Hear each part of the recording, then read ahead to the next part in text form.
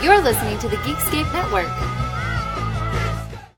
Time to fire up the VCR. This one's my favorite.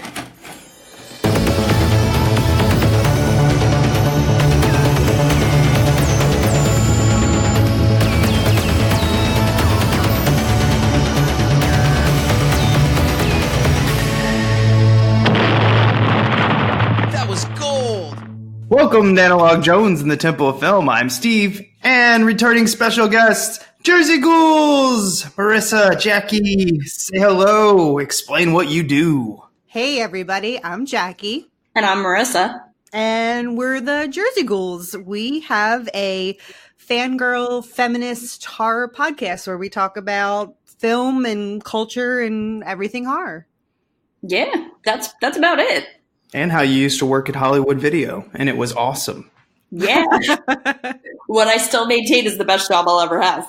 Yeah. I worked at Hollywood Video for about 2 weeks before it shut down. They hired me, they went through the process, and then about my third day, they're like, oh, by the way, yeah, it turns out we're going to close this store. I was like, what? Why did you hire me? I know, it's weird to think that they didn't know that was coming. No, they didn't. They had no idea. Nah, that's devastating. Yeah, I miss those days, man.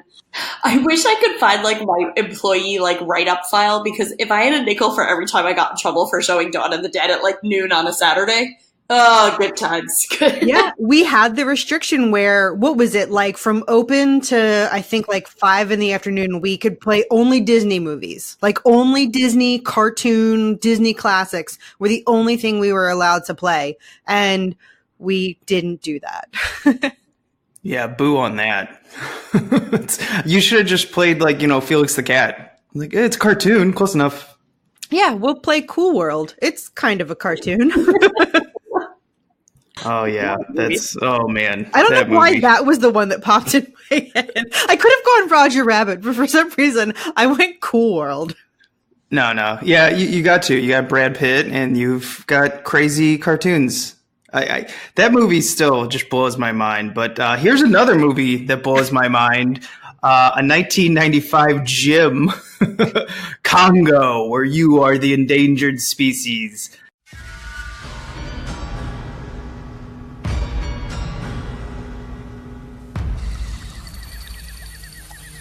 Activate the remote. In the race for the world's most advanced communications technology, a shocking discovery has been made. What was that? Lock your remote. Give me a thermal reading. Resolve to 6-6.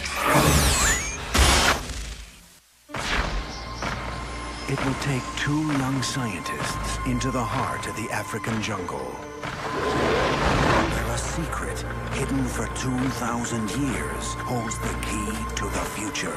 This is Karen Ross. 81452. Houston, do you read? You used to work for the CIA, and now you're Travico. Some will come to it for science. This is a big deal, Charles. This is a big find. Some for fortune. A diamond mine of incredible bounty. And some to return home. She doesn't really belong anywhere, does she? No, she belongs here. Together, they will search. My boss, he thought I wasn't going to make it. He sent another expedition. Drawn deep into a mystery. Camp destroyed, people dead, a gray gorilla. No such thing as a gray gorilla. I saw one. And the more they discover, Same hieroglyphics over and over. the greater the danger. What do they say? We are watching you. Help me! Help me! Ah!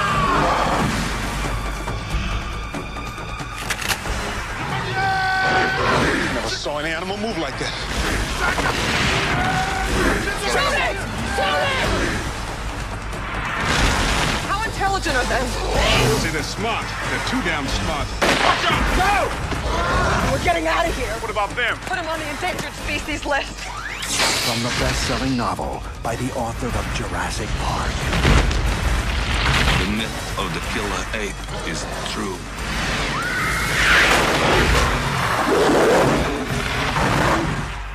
Congo, where you are the endangered species. This is so 90s. This movie just is kind of like a representation of right before I went into high school. So I feel like this is like one of my last movies of junior high or middle school. What are they calling it now? Is it a junior high still? No, it's middle school. Okay. Well, back in my day, it was junior high.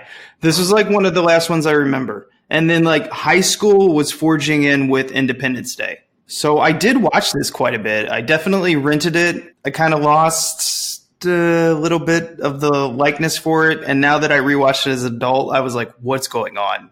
So that's kind of why I invited you two on here, because you love it. Yes, I do. I legitimately love this movie. I think it's everything that was right about the 90s. Well, Tim Curry. That's pretty much it. Number one. Number two, like the really corny catchphrases that they don't do anymore. And like, but this one had the put them on the endangered species list. And then like Independence Earth would be like, welcome to Earth. Like, why don't they do those anymore? I miss those. Yeah, I know. You know what? They kind of got away from that. They have gone more realistic after The Matrix. And then maybe we'll get him back. But, you know, there's never going to be another Arnold of the 80s. And I don't think there's going to be another Will Smith. I don't know. The Rock, you think he would be the next Will Smith. But I don't know if he's full of catchphrases. He's just really quick and witty. Yeah, I think you're right that the lack of catchphrase, like it's just not what's appealing anymore. And it just, I guess, prove that, you know, the youth is just everything that's wrong with this country. Yeah, it's like they don't even know what they're missing. Millennials. I mean, what are we going to do with them? Even though I am technically one of them. Wait a minute. Are we? What's the cutoff for millennials? Oh, we're fine. We're Zennials. Are we okay? Yeah, we're good. Okay. I think it's 81, right? Is that? Oh, wait, no. Then we're Oh no, we can't be millennials because we're all 81, aren't we? I will not. I'm 82. Okay. I don't. No, we're those Zennials. We're not. No, I refuse to accept it. Well, I mean, I was before the internet. We all were. Yeah. So that's kind of like, I always considered us like, we're like grandpa millennials. We're like grandma and grandpa millennials. You know, as long as I can still stand on my lawn and shake my fist at the clouds, then yeah, that's fine. That visual was amazing. Get your cell phone out of my yard. If I find it here one more time, I'm keeping it. It's mine. It's mine now. This is mine now. Why are these kids throwing their cell phones? They're so expensive. Who remembers eating Taco Bell? Now you can see all the excitement and adventure of the Congo in your local theater. Or you can taste it at Taco Bell. Introducing the Volcano Burrito, piled high with seasoned beef, beans, rice, a blend of 3 cheeses, and flowing with fiery red sauce. If you're hungry for excitement, get the new Volcano Burrito at Taco Bell. But hurry, at just 99 cents, a taste eruption like this won't be active for long. Yeah, so nothing says mid-90s to me like Taco Bell, because those were the days when my body could handle Taco Bell. Like, now I can't even think about it without getting a stomachache. It's pure regret. It really is. Tastes like regret. And you know what? They had a lot of nerve to play with the word eruption, if you ask me. That's pretty good. I remember they were advertising, like, the volcano burrito. Yeah, they had a lot of nerve. My question is, they advertised the burrito with the volcano red sauce. That's a really vague title. What's in volcano red sauce? A special blend of death. I don't know. It will kill your entire intestines. I don't remember actually eating it. It's a nice blend of jalapenos, despair, and hopelessness, I believe. Yeah. I definitely didn't eat it. I was as a kid, and to this day still am, I'm a super picky eater where there's like 3 things at like every restaurant that I'll eat, and that's the only thing I'll ever get. So like I've only ever been like the Taco Supreme and like those little, like I said, those little twisty goo cinnamon things. That's it. You know, if something has beans on it, I'm out. I'm not playing games with it. So I certainly never have gotten a burrito. I have never eaten it. I just remember going in and being like, hi, taco. Done. I'm out. Jackie, you've said some white shit in your days, but that is the whitest thing you've ever said. Oh yeah. As your Latino friend, I'm kind of offended. Do I get a participation trophy for that one? Everyone does. Don't be ridiculous. It's weird that Congo and Taco Bell teamed up so nicely. Who knew? Who knew? And they also had toys, which blew my mind because I don't remember them at all. I vaguely remembered the toys, but not anything concrete. For some reason, I have a memory of like walking down the aisle at Toys R Us and being like, hey, Congo toys. But that's all I got. Well, they were probably in the dollar store immediately. Hey, fuck off. I would pay good money for them right now. Yeah, nowadays they probably, you could still probably get them for, I don't know, $15, $20. $1.50. I don't know. So next time I see you in New Jersey, Philadelphia area, you're going to be like, Steve, look at all the Congo toys I got. And I'm like, oh, wow, you're the only person in the world who wanted these. All right, let's get into the quick facts of this. This was directed by Frank Marshall, the man who produced Indiana Jones and Jurassic Park. And then I guess one day he's like, you know what? I can do what Spielberg did. So he directed Congo. And producing it and helping him produce it was his wife, Kathleen Kennedy, which is interesting. What a power couple inside the movie industry. Wait, why do I know that name? Kathleen Kennedy? Yeah. She's with Steven Spielberg.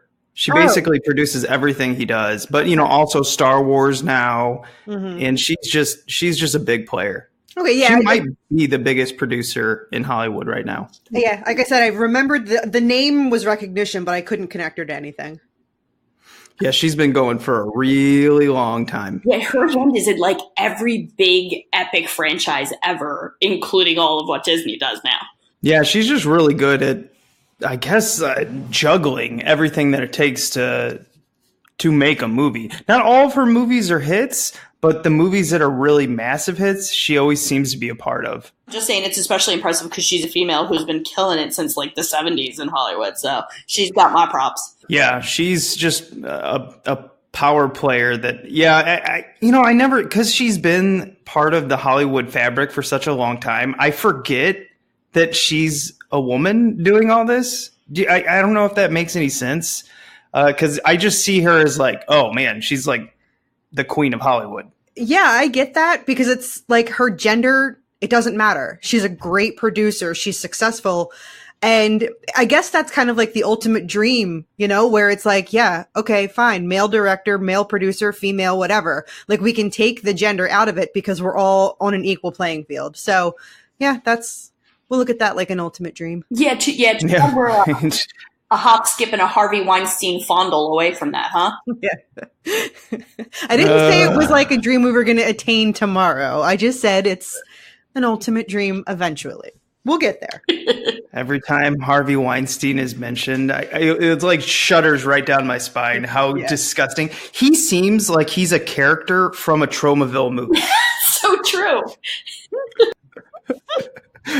He should just be in the next. They should make another Toxic Avenger, and he's just like the disgusting glob over it. You know what? I bet Lloyd Kaufman would do that. Come on, Lloyd, get on this. I know you listen to us. It is based on a book by Michael Crichton, the man. He was so hot in the 90s. He's so hot right now. Yeah. No, did you guys read this book by any chance?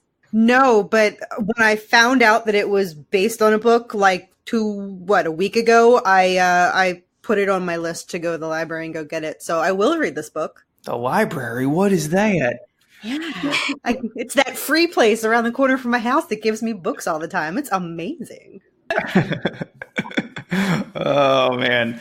I love how many kids probably never go to the library. I've never been made to go in it. We don't even call them libraries anymore. Now we have to market them as media centers. That's how we lure the children.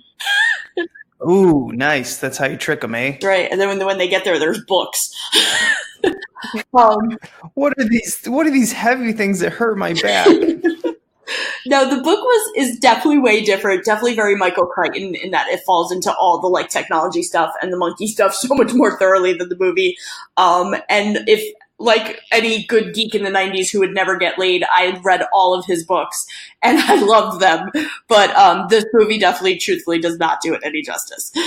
Yeah, I heard that there was much more explanation of the, I don't know, angry white apes at the end of how they may have been genetically produced, like kind of like with ape human DNA. Is that true at all? Or did I just did the internet make that up? No, it's true. It's kind of like they almost hint at the it's been a minute for me, but I believe it's like the corporation has something to do with the creation of the evil apes. Or John Hammond. Oh, yes. John Hammond just comes in here. Oh, that'd have been great though if we would have looked in the back and it's John Hammond with a bunch of like scientists. Like, damn it, John! You never think about any of these repercussions. And then one of the monkeys like,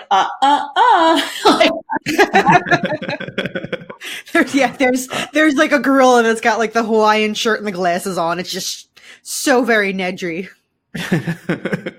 Now I want to watch Jurassic Park. Yeah. Now, I knew Michael Crichton came up with this, or he wanted to do this movie somewhere in the late 70s, but once he found out that he couldn't use live apes, he was like, nah, I don't want any part of this. And because apparently he was thinking about Sean Connery as the lead. As the lead ape? And I was thinking, no, as the... Yes, that would have been amazing. Sean Connery as Amy. No, he was going to be Ernie Hudson's character as Captain Monroe Kelly. And I was like, oh, that would have been nice in the 70s. A white man telling all these Africans what to do. I'm sure that would have played well. So I was like, ugh. I think that's why they got Ernie Hudson. Really? I think it is. I think they wanted a woman to be the leader, kind of like, because Dylan Walsh, who is Peter Elliott, our lead, I'm doing quotation lead man, is basically wet Wonder Bread. Oh, yeah. So I'm like, okay, they got Lauren Linney to be a tough ass character who's a woman. And then they got Ernie Hudson, a black man who's actually, in Africa, who's like, even though he is British, I think. I just think in the mid-90s, they were trying really hard to, be woke. They're like, we're not just going to have a bunch of white guys who are doing this. And they made the lead white guy, Wonder Bread. I don't know if that was on purpose, or as I like to call him, fake Steve Guttenberg. Oh my God, he is the poor man, Steve Guttenberg. Anytime guys grow out their hair when it's curly like that, I just I can't get behind it. I just can't do it. I mean, I don't know. He's like a pop star. Like, he's so non-threatening and like girly that you can't help. And he's in love with an ape, and it's all so creepy and wonderful. Like, for 1995 me, it was all very not threatening, and I liked it. Yeah. Oh, definitely. I mean, that guy, you would invite him right into your house and be like, hi, I don't have any money. I need $5 to get on the bus. You'd be like, here's $5. You want to spend the night? I mean, this guy's just like, you're not going to do anything to me. Oh, I'd give him $5 to spend the night. Lauren, this is not that kind of show. I forget. Oh no, I was just like, I'm gonna let that sit. Laura Linney as Karen Ross. She's a badass. She's crazy in this movie. She's Rambo.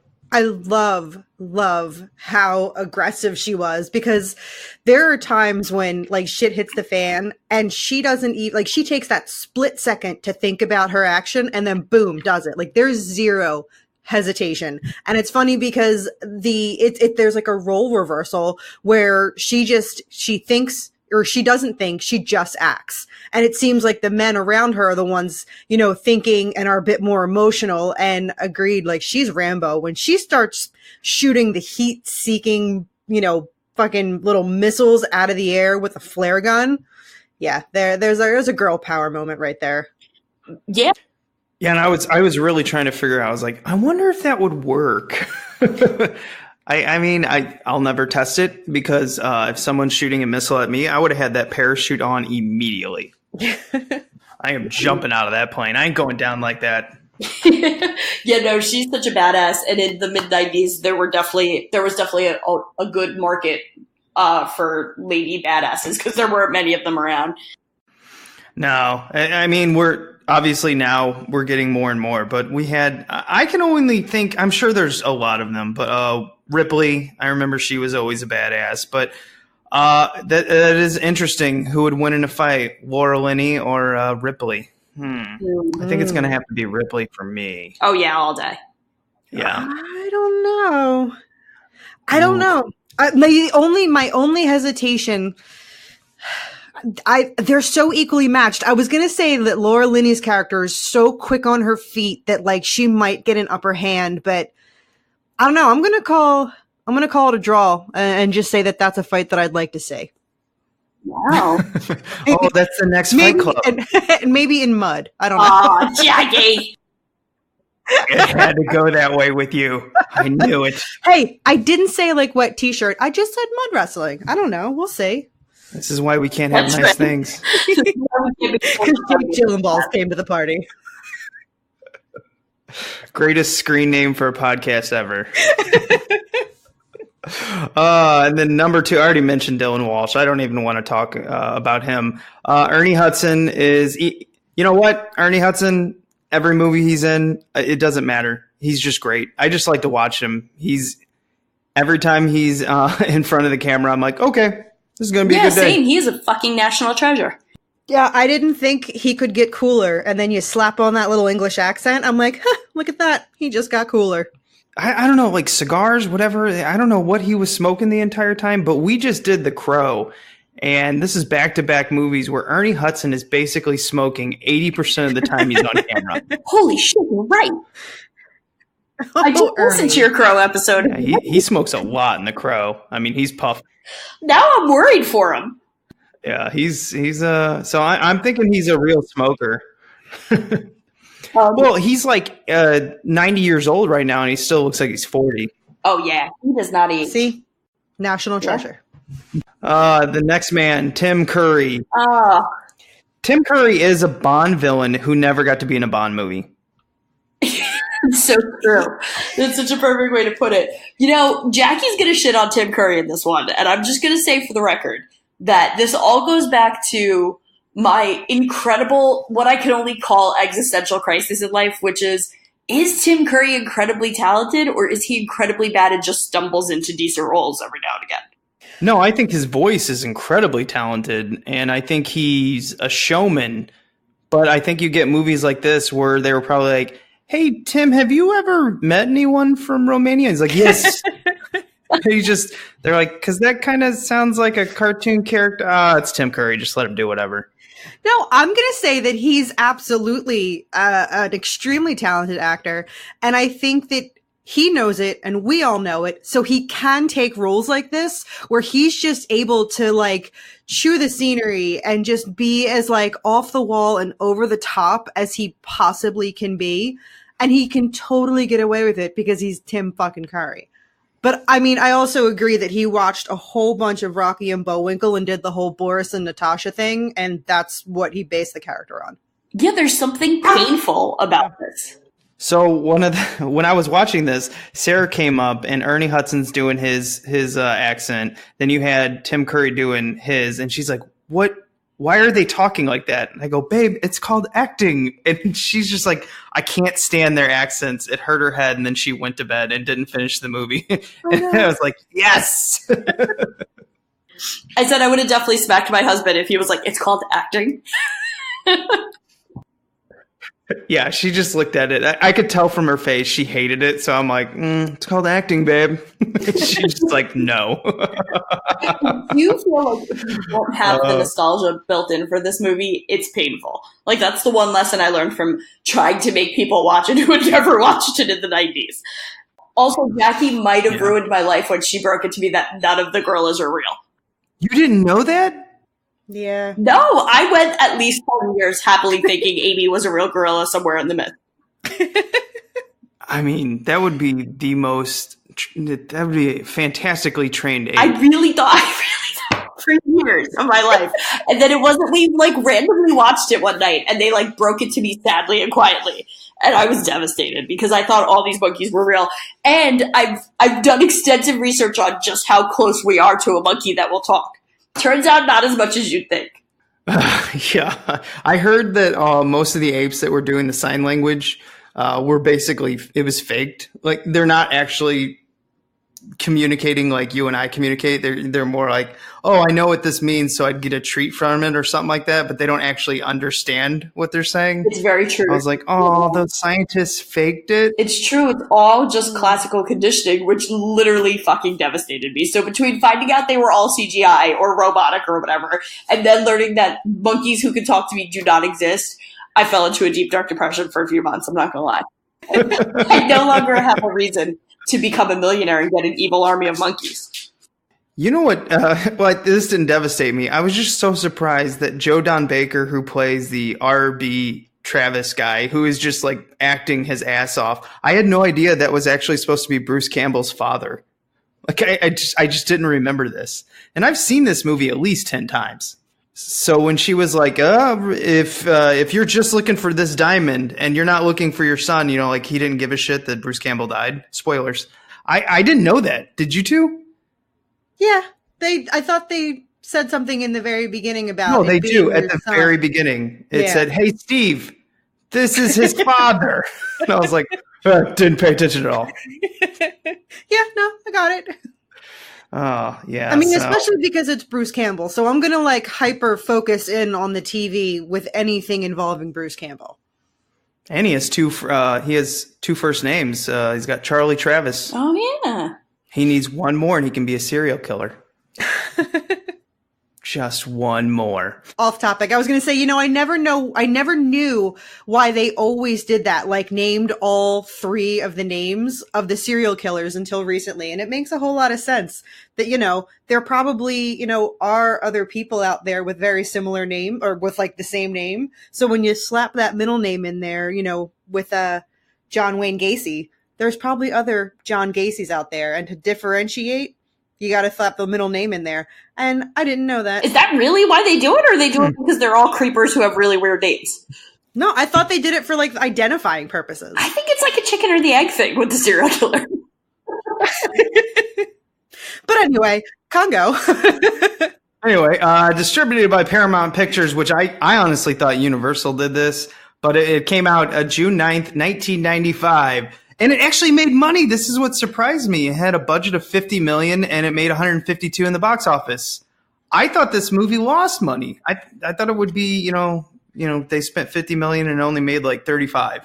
Yeah, but you have to look at it from the 90s lens. Like, to see this movie in the 90s, like, we're looking at it from today's perspective. I think to look at it from the time that it came out, this movie is amazing. It's not a Jurassic Park, but it's, you know, a level or two right below Jurassic Park. Agreed. With some defense behind it. Like, I was super into this movie in 1995, and I was like such a big film geek. Like, granted, there were a myriad of movies that came out in 1995 that were better, but this movie was a go back and watch over and over again for me. Oh, wow. Really? See, I think once I got, I don't know, somewhere around high school, I was like, I just stopped. It was all Jurassic Park for me and Wild Wild West starring Will Smith. You mean that's the hill I die on. Yeah, I was just going to say, I don't think you could ever make fun of my love of Congo if you just literally said Wiki Wiki Wild Wild West was your return to one. Oh, no. I have so many awful movies that I go back to. That's why with this one, when I was halfway through it, I was entertained. This movie entertained me. But there was so much in there where I'm like, why are we doing this? That it was more like, oh, I can't wait till you two come on here and then tell me why I should love it. See here, my thing is I saw this movie. I know I saw it in the theaters, but I probably hadn't seen it since then until what? Like at some point last year, after Marissa and I recorded an episode, we decided to watch Congo. And I'm like, wow, I haven't seen this movie in forever. And she's like, oh my God, I love it. We got to watch it. I'm like, cool, let's watch Congo. And I absolutely loved it. See, here's the thing. It doesn't hold up to today's standards, but I think that if you have that nostalgia, not for just this movie, but just have that nostalgia in general for 90s and for movies. grown men with talking monkeys? Yeah, I think like there's no reason not to love this movie. Like, but I mean, again, I'm coming from, this is the kind of movie that's right up my alley. One of my like 90s things that I always go back to. I love the natural disaster movies. Like I love like the volcano movies, and Twister is probably like one of the greatest movies ever. And what's the one, Dante's Peak? Like I love the natural disaster movies. So like that all gets lumped together in this like amazing 90s technology chunk that I will go back to time and time again. I love these. It's not that I'm so much nostalgic for this movie. I'm just nostalgic for that time period of like this action adventure movie. And just to piggyback real quick off that, if we're pitching why this movie rocks, I'm going to just say that it's like you take everything wonderful about an action film and you throw it in a blender and you shake it real good and you sprinkle in some adorable CGI'd animals. And you've got fucking Congo. Because you've got, like, lasers, volcanoes, fucking badass technology, smugglers. I mean, what is there not to love in this movie? And then it all comes together when evil, white-haired fucking gorillas go crazy and eat people. Like, there is nothing in this movie that isn't, like, every action movie you love all smushed together. And to me, that's what I love about it. And then it's got a heart of gold because at the heart of it is an adorable little fucking gorilla who talks and like sings and gets tranquilized. And they even have a fucking singing montage. I mean, Jesus Christ, this movie has everything. See, that's kind of like a couple of the problems I think with it because it's all over the place. Not for my CD mind, it's perfect. Like I said, I like Wild Wild West, so I have no room to fight back. But the movies that were out at the same time as this, I found interesting. You had Batman Forever, Apollo 13, Pocahontas, Congo, The Bridges of Madison County, which I've definitely seen, Mighty Morphin Power Rangers, and Judge Dredd.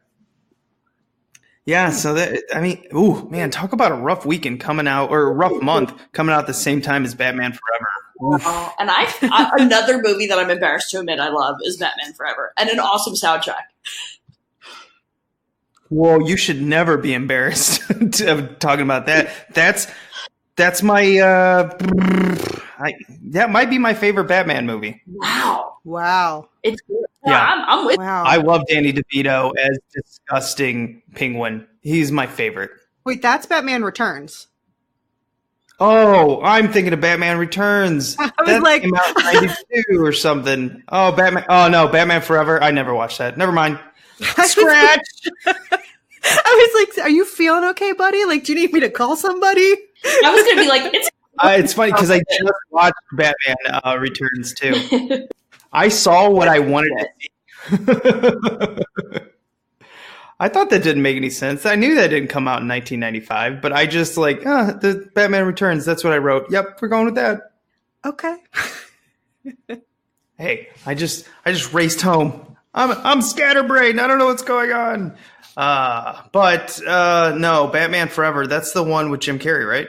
Yeah, I think Batman Forever is the one with the Riddler and Tommy Lee Jones as Two-Faced.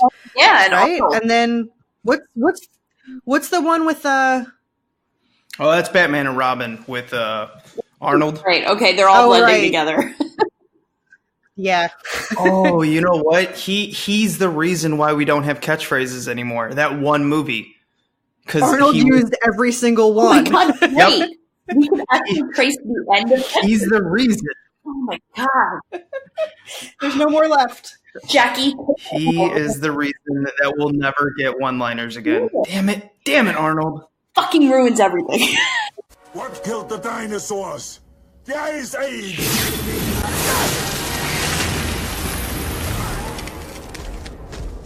Stay cool, bird boy. So let's go into the box art. I mean, this box art's kind of cool. It's got the Congo name on the side of it, but I really like that it has like the so over the picture of the ape is what I thought was kind of like code, kind of like the Matrix, but it turns out it's more like transmission terminated from like because they were a communication company.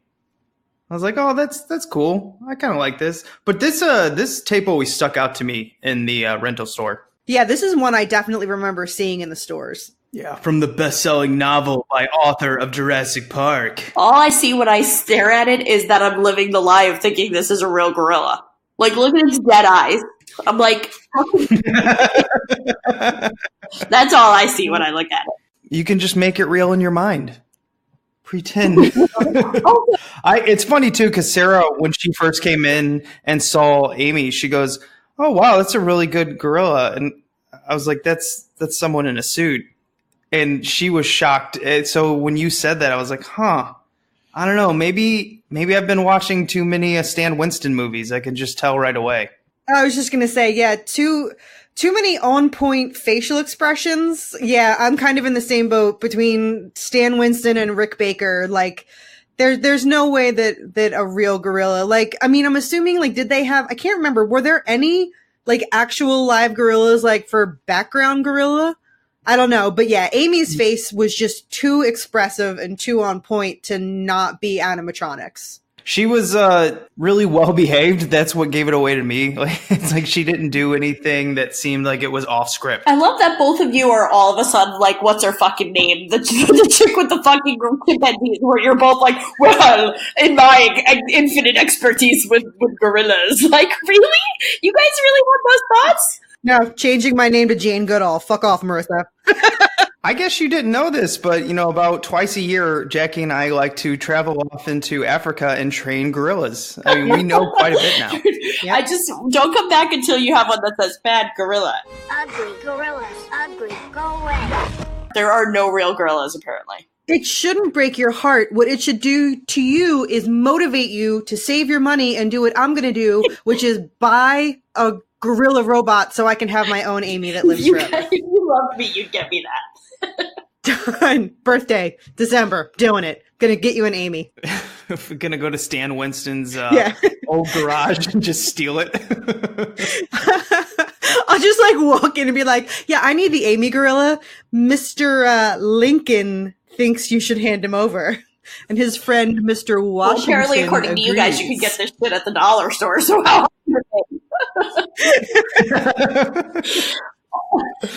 Oh no! It's no, not the Amy mask. That's way too good. That's at least $3.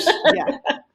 I guess we'll read the description here really quick. There are so many like one-liners and quotes on this movie. There's 4. We've got from the creator of Jurassic Park, and then we've got where you are the endangered species. Plus, I have the PG-13 green sticker on this one, which is awesome. But it says breathtaking action, amazing special effects from Good Morning America. I don't know who said that, but okay. And then at the bottom, you are in for a treat. Peter Travers from the Rolling Stone. Wow. Thanks, Peter. Yeah. He probably wasn't even talking about this movie. He was talking about something else. They're like, we'll take that. Let's see the description here.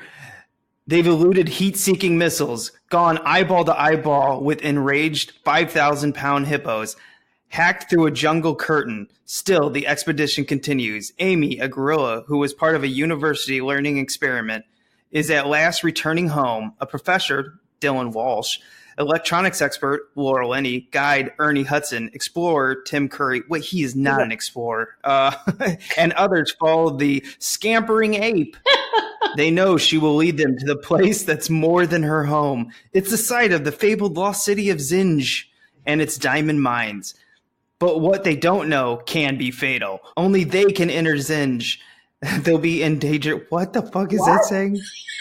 Oh, once they enter Zinj, they'll be the endangered species. From the best-selling author, Michael Crichton, Jurassic Park, comes an action-packed adventure filled with state-of-the-art technology and primal fear. Wow. I was trying to... Okay, when Tim Curry kept saying Zinj, I could not figure out if he was saying Lost City of Zinj or it was Zin at one time because his accent was so thick. His fake accent. I have no idea what he was saying at any point in this movie. I do love how every character around him hated him.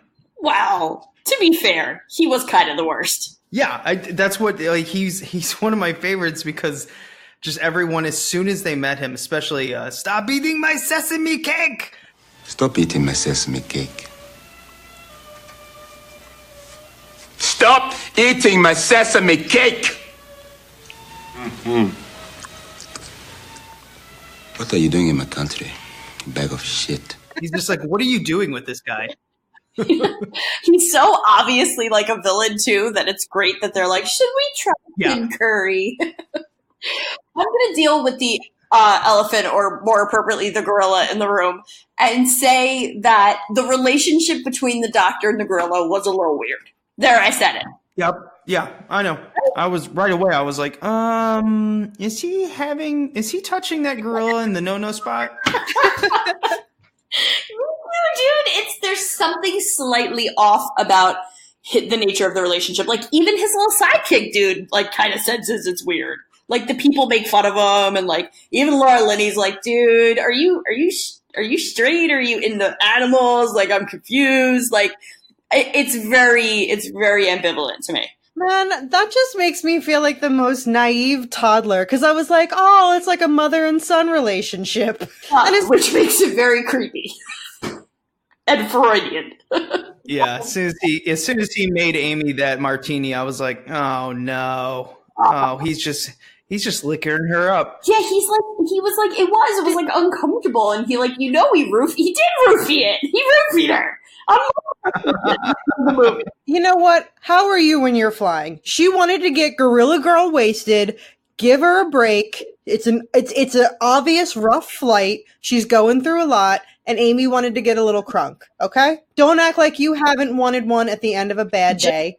Just because I'm roofie me when we fly, it's not the same thing. Good martini. Good martini. I don't think making her drinks or like any of that stuff is appropriate. Fucking feeding her bananas that are laced with roofies. I'm uncomfortable. Yeah, why did everyone have gorilla roofies in this film? It just feels like in the Congo, are they just like, can you go to the like Walgreens, and they're like, oh, you need gorilla roofies? We got them. Yeah, but you know what? She had that in her anyway, because Ernie Hudson lit one of his like little cigarellos or whatever he was smoking, and she walked up to him, she plucked it out of his mouth, and like not breaking eye contact, took a puff of that cigarette, went back to her seat. Amy was like, fuck you. First of all, as any parent knows, gorilla roofies are very easy to come by. Second of all, you're right, Jackie. Not only does she drink, but she smokes. I don't understand how this makes this less awkward. Like, she's a bad gorilla. She's a bad gorilla. She threw an egg at Laura Linney. And in my notes, it's Amy gets jealous of other women's, drinks martinis, and smokes. Dream date. Yeah, and it's true. She's very obviously jealous of Laura Linney's. And Laura Linney's not even really interested in what's his face, Like, she's like, kind of makes fun of him, She's like, come on, you little pansy, let's go. Yeah. My question, Steve, is that how you landed Sarah? She threw hard-boiled eggs at people, and you were like, hey, what's up, girl? Yeah, I was like, oh, yeah, finally, I found my Amy. Oh, when she listens to this, she's going to be like, did you just call me a gorilla? An adorable talking gorilla, yes. Yes. Sarah, pretty. There we go. Oh, I have been doing that in my head ever since watching this. I've done it to the dog twice. I go, good puppy. When my dog is an a-hole, I call him bad gorilla. Oh, that's awesome. You know what wasn't bad? Some of the trailers in this movie. I'm bringing it back. Yay. Now playing at a motion picture theater near you. We had Nick of Time with Johnny Depp and Christopher Walken. I don't remember this movie, so I just kind of like skipped it in my mind. I do. I love this movie. And like the movie plays in real time. Oh, it's so cool. Again, I have that 90s thing for movies, but no, I love this one. Yeah, I've never seen it. I was like, oh, real terror in real time. Look at that. Yeah, but then the Amy and the Kid Pepsi commercial came on, and that was such a blast from the past. Oh, I was so into it, dude. Over here, Amy. What is it? Amy wants touch, stroke. I don't understand it. Sign it again. Pat. What's your Peter? Pat Amy? No. What? Hey, you know, I think she wants a touch head. Touch head. Pat eye. Amy wants Patsy. Oh, Patsy. Yeah, there we go. Patsy? Patsy. What's Patsy? I don't understand. She's getting tired. Patsy. Hey, they don't always understand me either.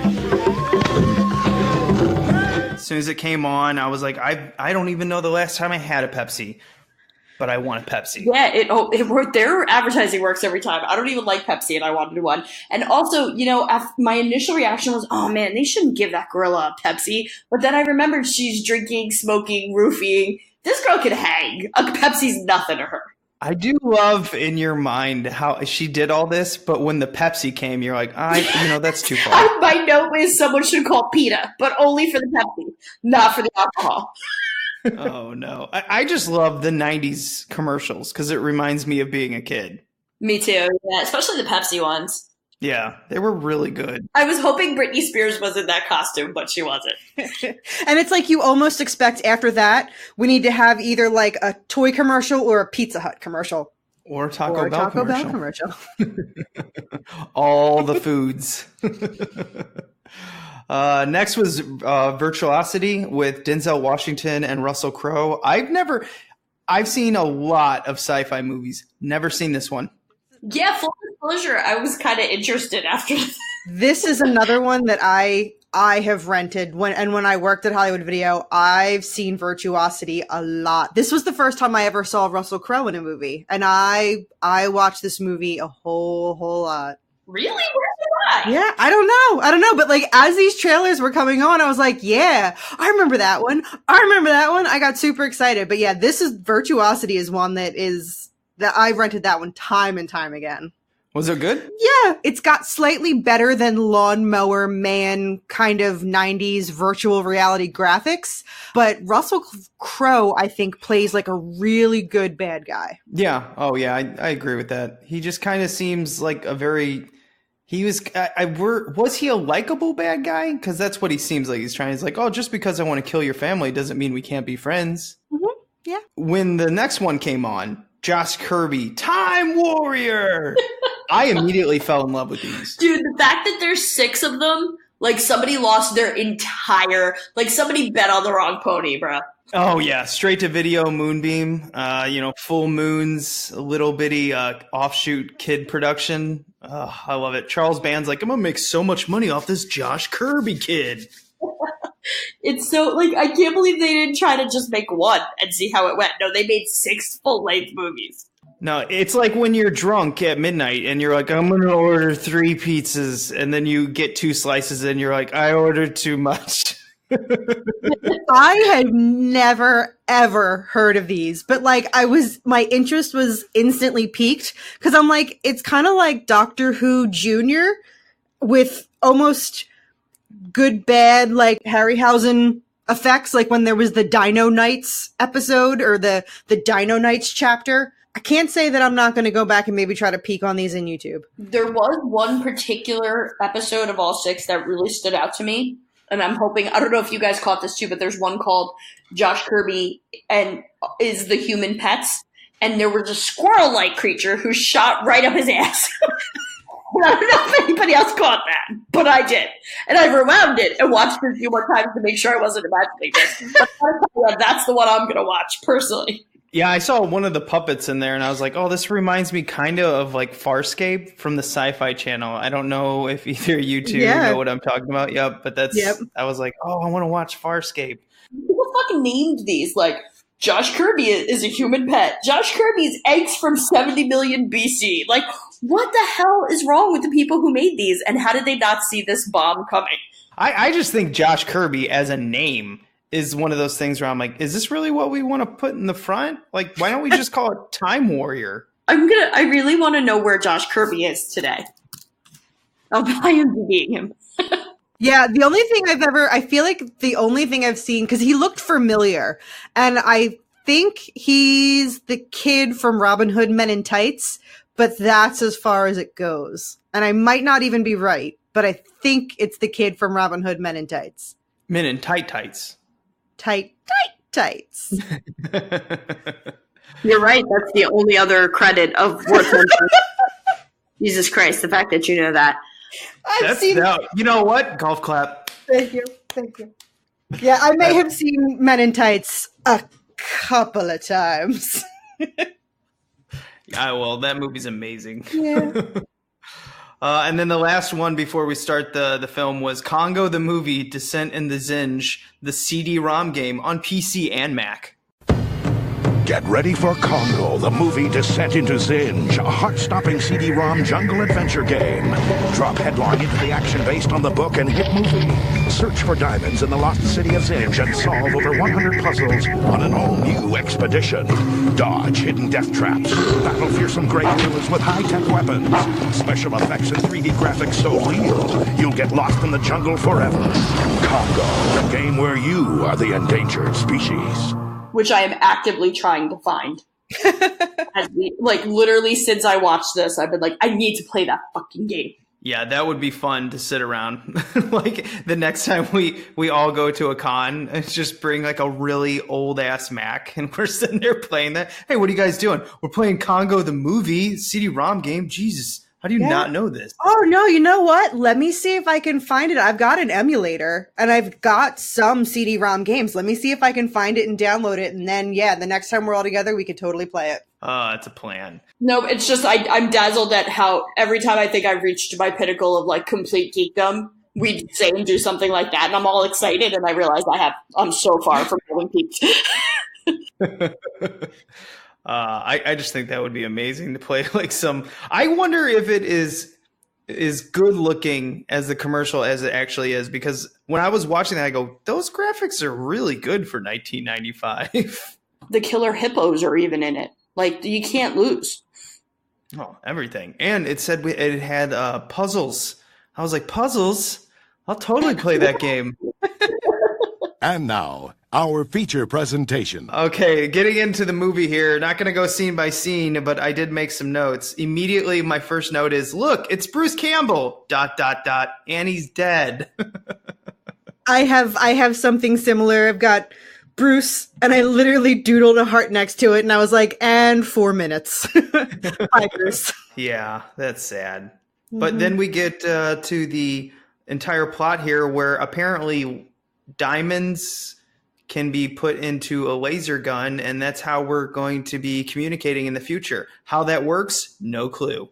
Yeah, no, and everything I know about lasers and technology I learned from this movie, so it must be true. Like, right? I mean, Michael Crichton knew what he was talking about. Absolutely. Shoot a laser in the air, and that is how cell phones were invented. Exactly, yeah. Laura Linney invented cell phones. Good on her. Yeah, I mean, she's talented and smart. Let's see here. Oh, this blew my mind. So my next note is, hey, look, it's fake Steve Guttenberg. We've already mentioned that. And I go, and the guy from True Lies. And then I looked up that guy from True Lies, Grant Heslov.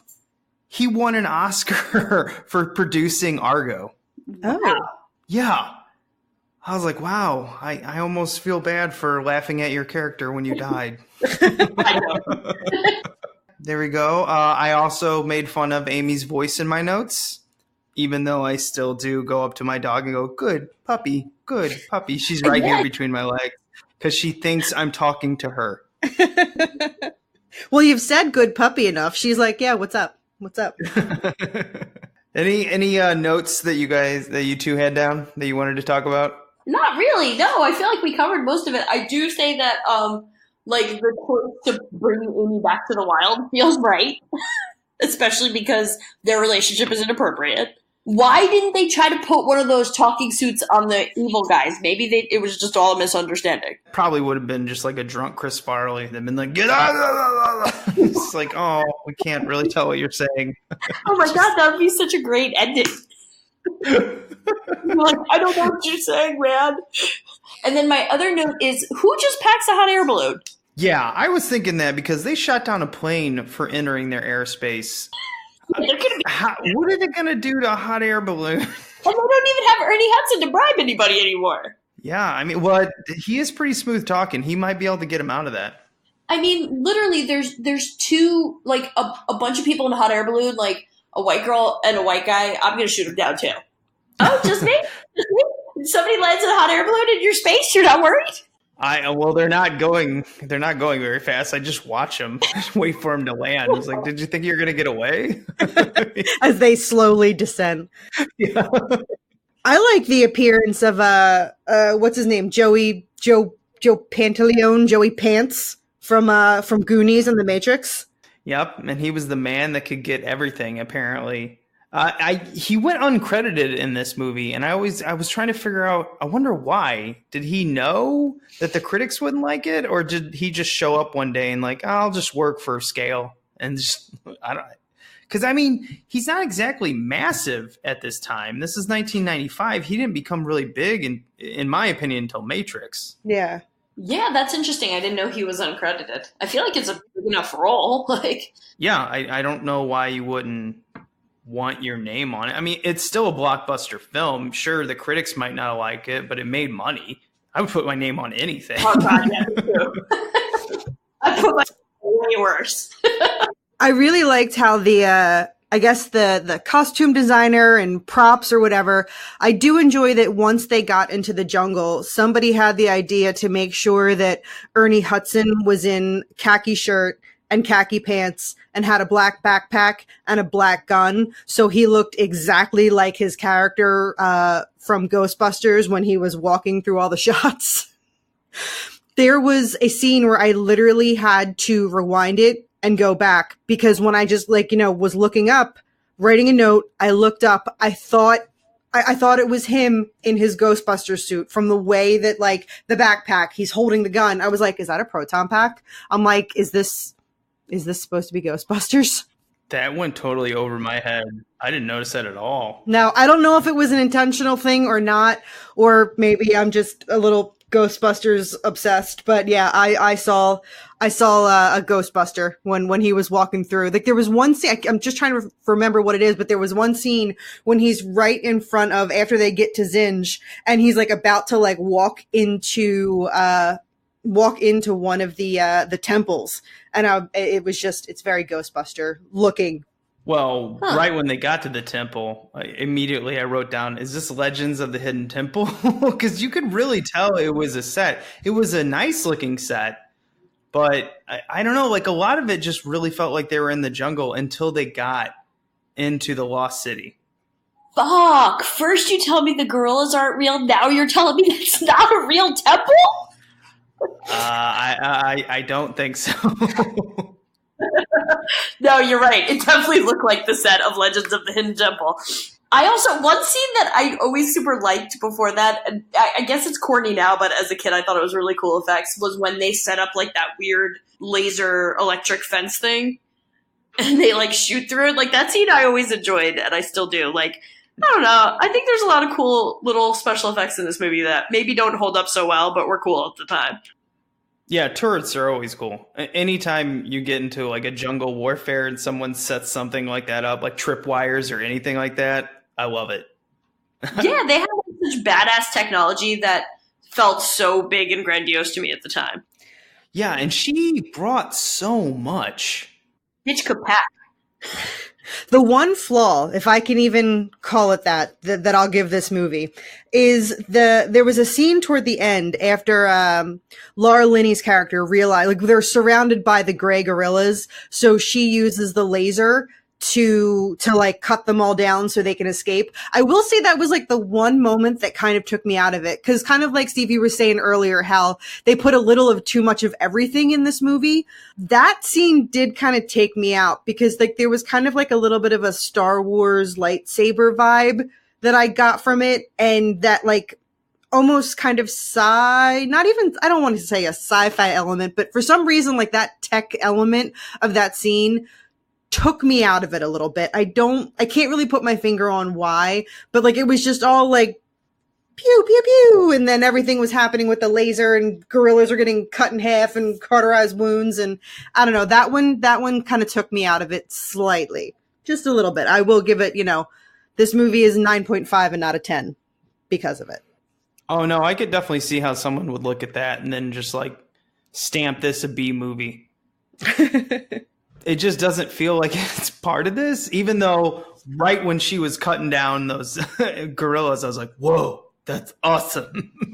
But, there's a lot. There is a lot in this movie that I like also. I really like the angry gorillas, the manhunters, the white ape, whatever you want to call it. The costumes on that, I thought they looked great. Yeah, I did too. I thought they were really cool, practical, I guess costume effects. They were I was looking at all of them after Jackie shattered the illusion for me, and they're really cool work there. No, they brought in Stan Winston to do this because they found out that while the CG for dinosaurs a couple years before worked, I guess that scaly skin, but when it comes to fur, if you've ever seen Jumanji with Robin Williams, the monkeys in that are awful. And it's because at the time we just couldn't do fur. Yeah, that's some of the worst CGI. That's terrible. Yeah, it's really bad. So I'm pretty sure when they found out they couldn't do it, they brought in Stan Winston. And the costumes that he made are amazing. It's just really hard to do primates. I will admit that I'm a sap and I cry pretty easy. And that's you're going to double down on that when it involves an animal in a movie. So I will admit that there was one moment in the movie where I welled up with tears. And that was when Amy first got into the jungle and she sees the other gorillas and she kind of gives them the yo, what's up? And they kind of just look at her and walks away. And the camera is on her and she literally just gives the biggest, saddest gorilla sigh. I welled up with some tears. Just one, have that little pack on because she would have been like, fuck you guys. I did. I couldn't help it. And then, of course, at the very end, when she's finally home and she goes off with her silverback hunk of love, I straight up cried. You know who else cried? The doctor guy. Yeah, he's never going to get another ape like that. I mean, Amy was 1 in a million. So true. So true. That's where my emotional tetherings were. But Amy got a man fast, though. I was like, whoa, Amy, I don't know what you got, but you convinced Wonder Bread to love you.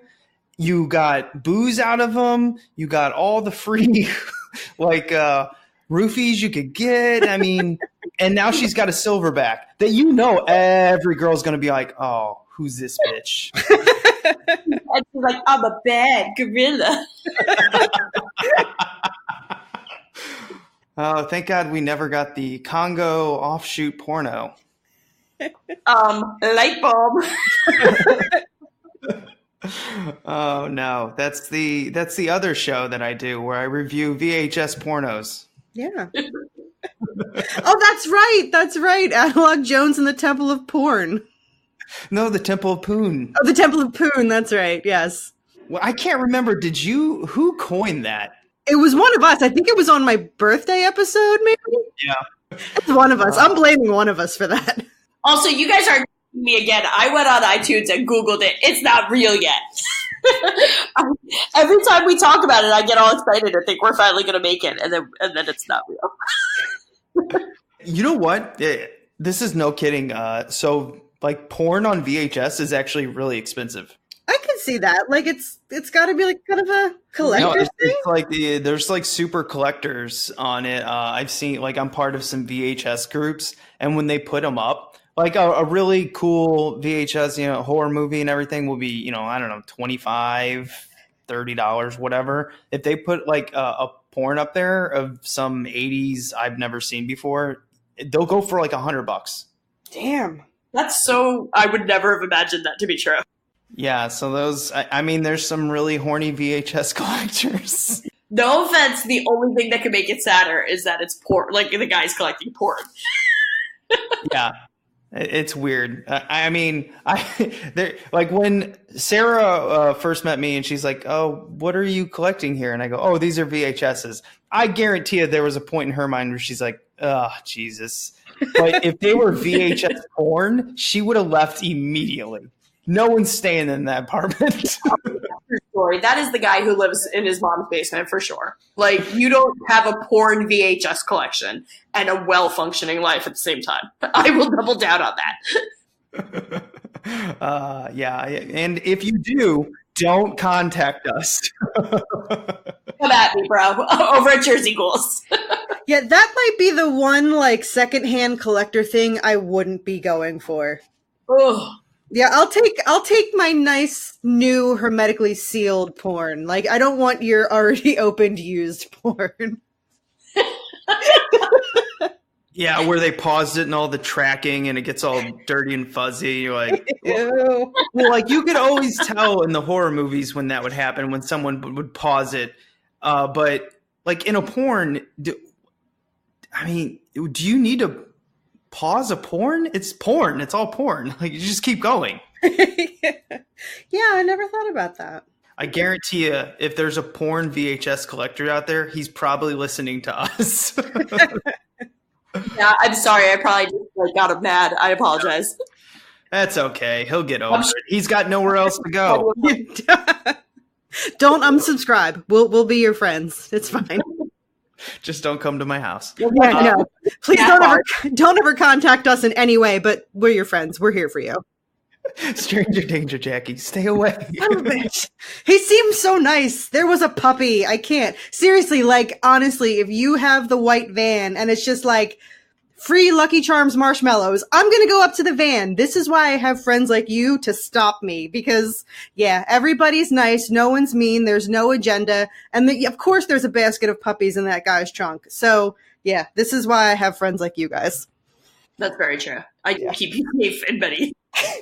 There's a basket of puppies? Oh, I might actually approach him then. If it was one puppy, I could probably go, I'm not falling for this. But an entire basket? Mm-hmm. Mm-hmm. Yeah, yep. that guy's definitely going to kidnap me.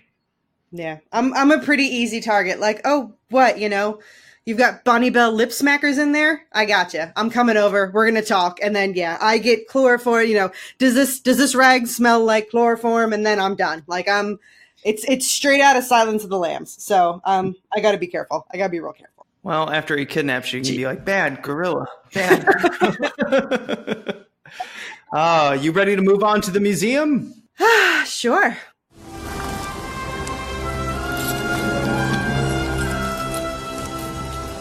This is the second time I've had to reclaim my property from you. That belongs in a museum. So do you.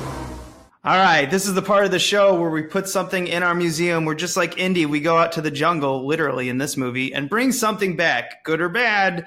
I'll start. I tried not to mention it that much, but I'm going to put the hippos in this, even though I don't know why a hippo would go all horror movie on, these guys. But, man, when that thing came out of the water, I was like, wow, that's some impressive animatronics and practical effects. Yeah, I love that scene. And what I didn't know that, this is why I keep my husband around, it turns out hippos are very aggressive animals who would absolutely eat your face if given the chance. I'm going to put Amy's backpack and power glove in the museum because I've finally come to terms with the fact that this is a dream that will probably never come to life for me. I will never have an animal that has a talking pack. I've thought maybe a dog one day. Maybe I'd have my own gorilla like Amy, but I now know it will never happen. So I am going to give up that dream and put it in the museum. And I'm a sad gorilla. I might add. But I'm letting go. I think if someone dressed up as Amy for Halloween with a power glove and a backpack and just walked around a party, sad gorilla, dry martini. Oh my God, Jackie, I have our next cosplay idea. I'll be the gorilla if you be Laura Linney. I will. I've got khakis. I can do this. You know I'm in. I was a penguin last Halloween. All I need is khakis, a baseball cap, and a flare gun, and we've got our costume set. Or a laser gun. That's true. That's true. It can mow down angry apes, and it can destroy satellites. And I could be our living, breathing, talking Amy. This is going to be good. You're going to get some good photos. We're winning the costume contest this year, I'll tell you that much. So that's my contribution. All right, Jackie. So we're saving the best for last. No, probably not, because I've already talked about it. But I got to put in Ernie Hudson's English accent. Because that was just every time he spoke, because I already love Ernie Hudson. And then he spoke with that, and it wasn't like, you know, that kind of rough Cockney accent. This was like a really nice, light and flowy, like kind of Downton Abbey kind of accent. So yeah, just him and his khakis with his proton pack and his backpack and his English accent. So I'm putting his accent in the museum this time. And his air conditioner that Laura Linney gave to him. That's one of my favorite little bitty lines where she's like, oh, we got all this stuff. We even have air conditioners. And then she looks at him and goes, I know it's a bit much. And he goes, shit, I'll take one. There was one line to end this that I could not figure out why they left in the movie. Is when Laura Linney and fake Steve Guttenberg come out of their tents and all the monkeys are going crazy from the full moon. And they have that really awkward where he looks over at her and goes, ah! And like makes a monkey sound. And she just gives him the most awkward, you have no chance look. And I didn't understand why they left that in the movie. It just looks weird. You're right. That is so cringy. And I think they left it in to just remind us of what a big, awkward doof he really is. And how humans are obviously not his level for a playing field. Oh, man, it makes me sad that, like, Amy is probably the only real chance at love he'll ever have. Well, not that I want to support your theory, but remember that when she asked him, like, why are you doing this? And he quoted, who was it? He quoted Thoreau or Walden or somebody. And he was like, you know, basically, I'm lonely. He's really creepy. Yeah. I don't want him to be creepy. I want it to be a mother-son thing. Can we just pretend that it's not creepy and it's just like a nice friendship and they hang out on the weekends only? Sure. Okay. Nothing creepy about a grown man who's kind of in love with a gorilla. Yeah. You know he was playing smoochy face with her. You know it. You're playing hide the banana. Oh no, that visual's not going away. I'm sorry. Oh no, that's perfect to end on. Want to tell them one more time where they can listen to the Jersey Ghouls. Oh man, now I'm afraid to tell them where they can find us. Go ahead. www.pornhub.com. No.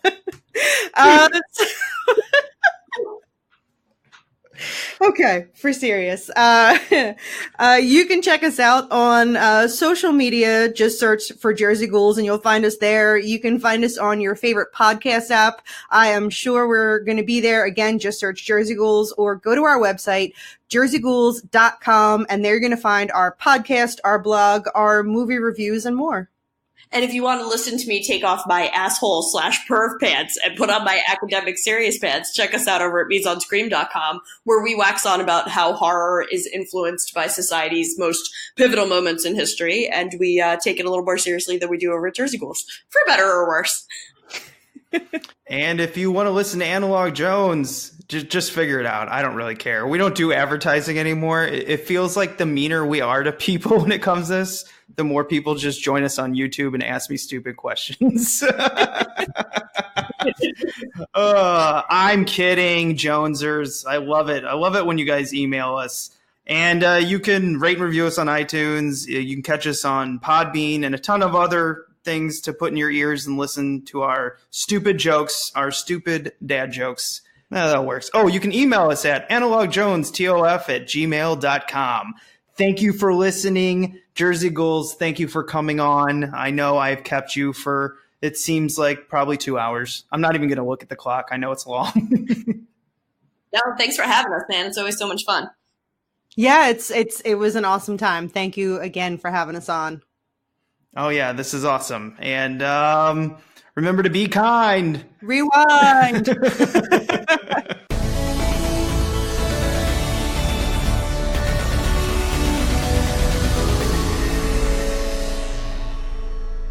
Hey, everybody. What's up? I'm here, too.